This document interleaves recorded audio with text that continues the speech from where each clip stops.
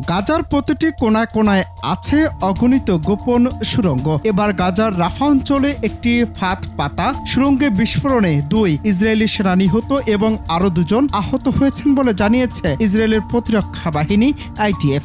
রোববার Times of ইসরায়েলের এক প্রতিবেদনে এ তথ্য জানানো হয়েছে। নিহত 2 সেনা হলেন অধিনায়ক নোয়াব রাবিদ এবং স্টাফ সার্জেন্ট ইয়ালি সেরর। জানা গেছে গোলানি ব্রিগেডের অধীনে একটি ভবনের ভেতরে সুড়ঙ্গের মুখ পরীক্ষা করছিলেন, তখন হঠাৎ একটি বিস্ফোরণ ঘটে। এ ঘটনায় গাজায় হামাস বিরোধী স্থল অভিযানে এবং সীমান্ত বরাবর চলমান সামরিক অভিযানে ইসরায়েলের মোট নিহতের সংখ্যা 416-তে পৌঁছেছে।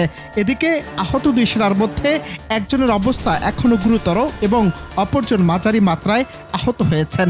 একই দিনে গাজার উত্তরে জেরুজালেম ব্রিগেডের 7007তম ব্যাটালিয়নের এক রিজার্ভ সদস্য গুরুতর আহত হন। কিভাবে তিনি আহত হয়েছেন তা এখনও তদন্তাধীন বলে জানিয়েছে IDF।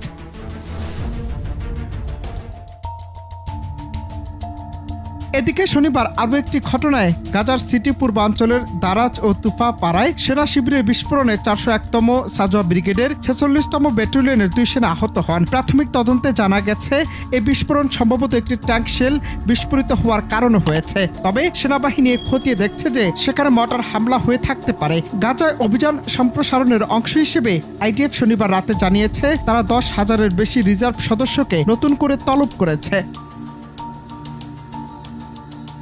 অনন্ত হাসান মাসুদ, বাংলা টিভি।